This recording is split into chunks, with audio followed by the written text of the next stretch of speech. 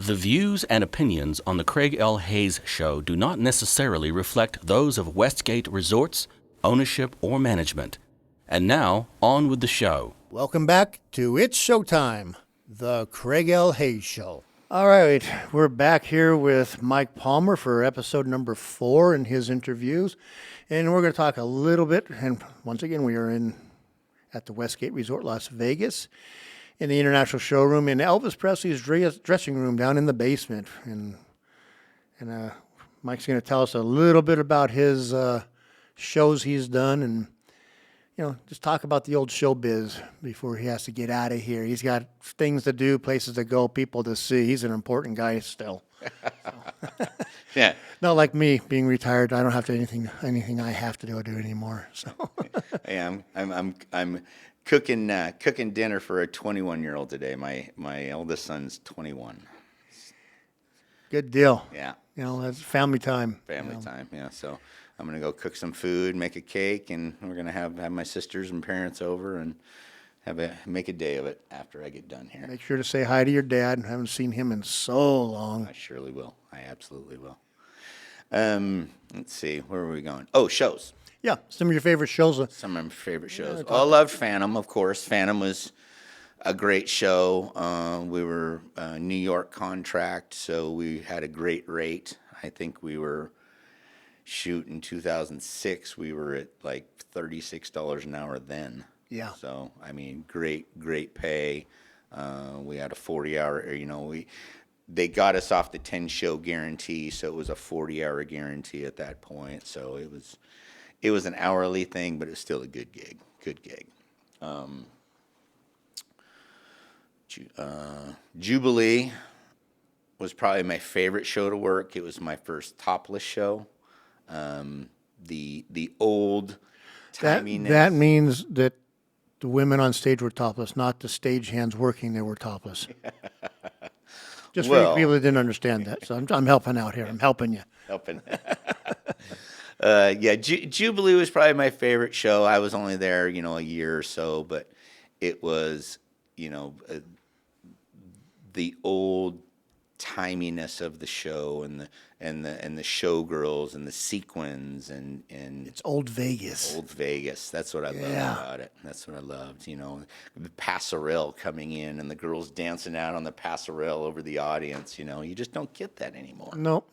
It's gone. That part of Vegas, I think, is gone and it's not coming back. No.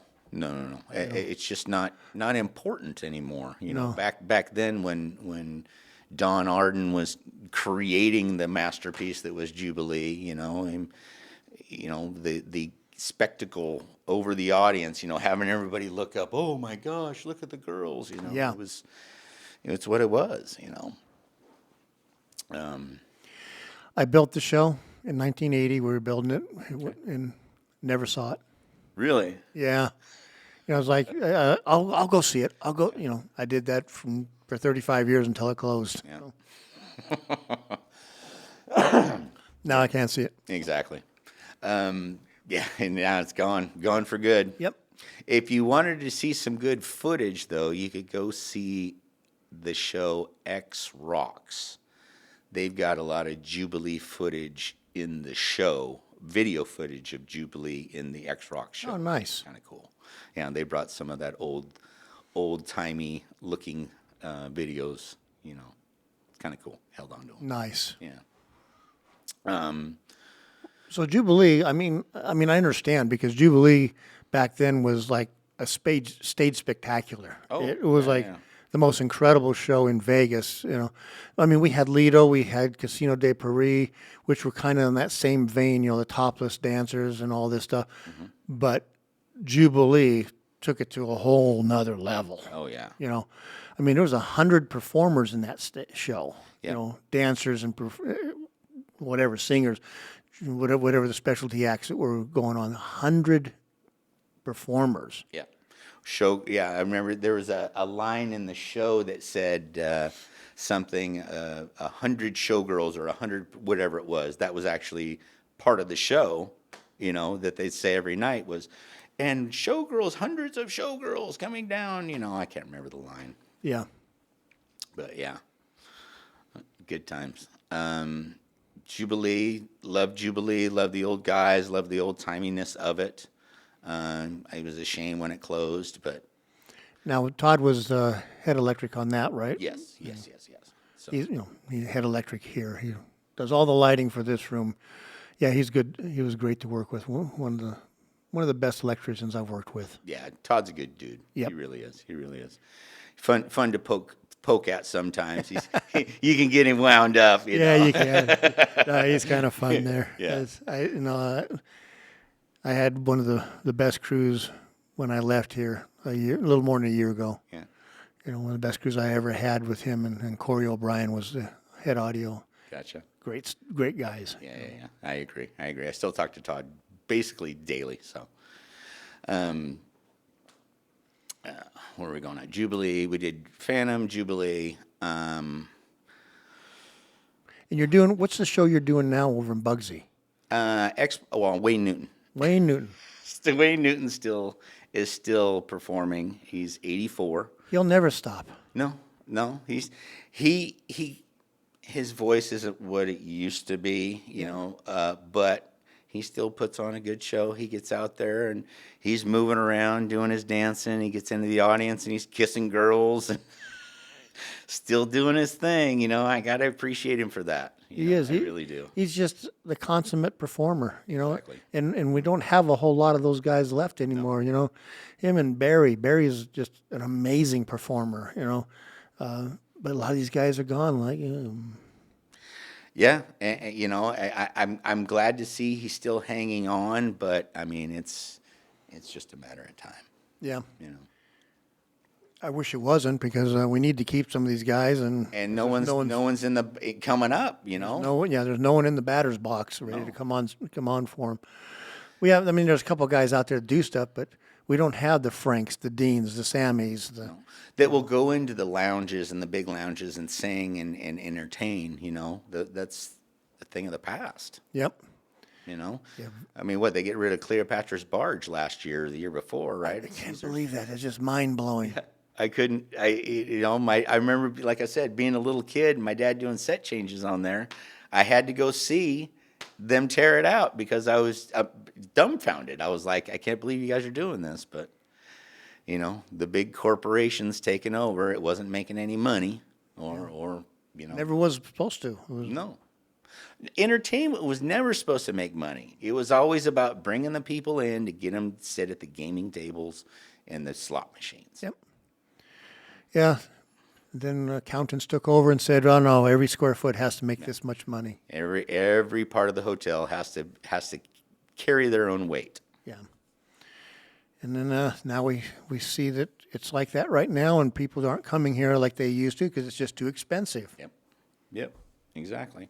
Because now you have, in so many of these hotels, you have so many entities within the hotel all be told to make money.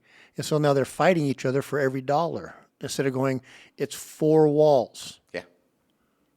The building needs to make the money, not every single place. This is helping the gaming. This is helping the gaming. This is bringing the people in to walk past the machines and walk past the restaurants and things like that. But they don't see it that way anymore. No, it's just you have accountants and guys who have business degrees instead of people that were old, casino and they knew what they were doing on that stuff. So. What else? Give me a couple other places. We Will Rock You. I loved We Will Rock You. That was my first big build. That was the first show I built from bare stage to production. And what was that again? At Paris. At Paris, yeah.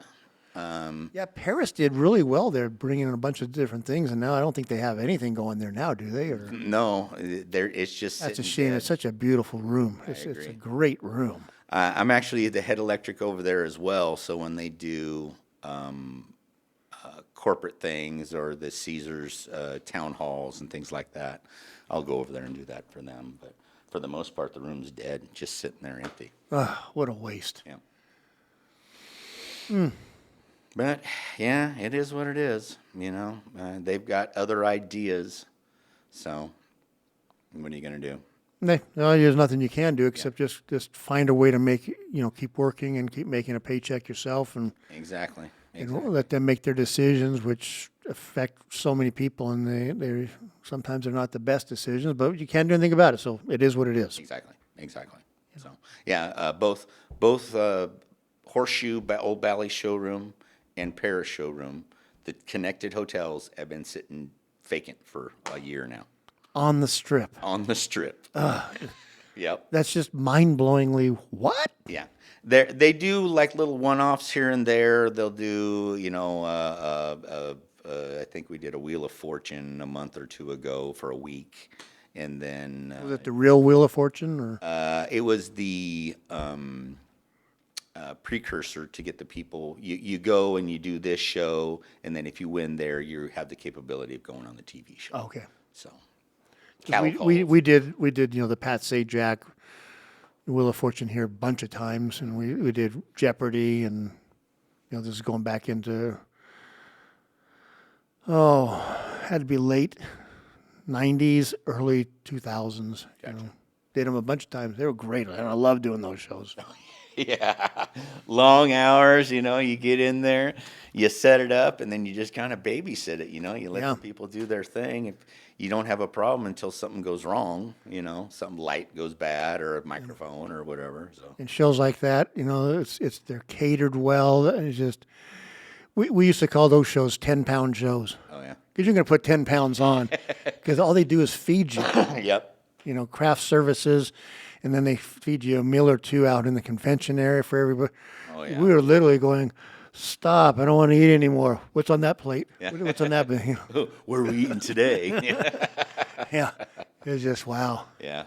Yep.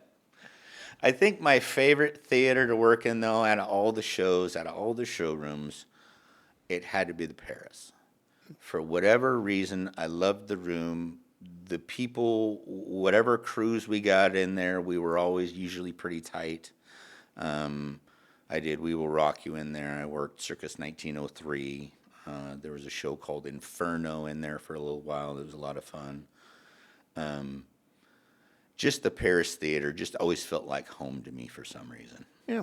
I guess it was just where I cut my teeth doing shows. Yeah.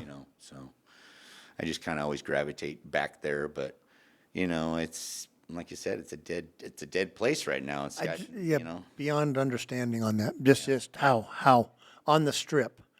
Yeah. All these big showrooms around it, and they sit empty on it. But to me, I still can't call it the Horseshoe. Yeah, no, it's say always going to be Bally's. Bally's. Yeah, exactly. And Jubilee, it's always going to be the Jubilee showroom to me. Yeah. No matter what goes in there. But I understand Bally's. Getting our name off here because we're going to put it on the place we're going to build right next to the ballpark they're putting in. So Gotcha. they got a bunch of casino and hotel, things set up for that right on the property of the baseball. And that's cruising along too. So Yeah, the town's getting crazy. Okay, well, what other shows did I do? I left there. Smith Center.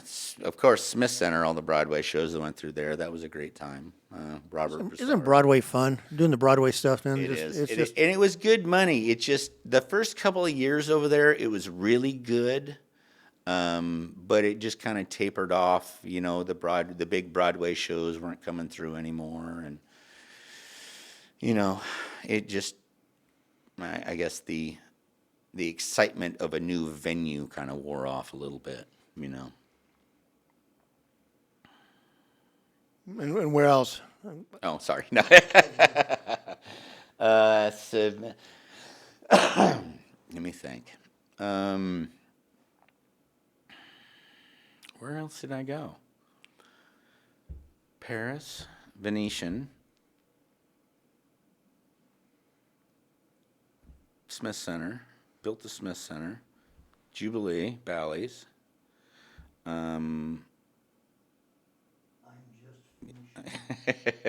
You're good. I'm trying to do yeah, go ahead. Smith Center, after the Smith Center was over to the Link for Matt Franco. that was always a good time.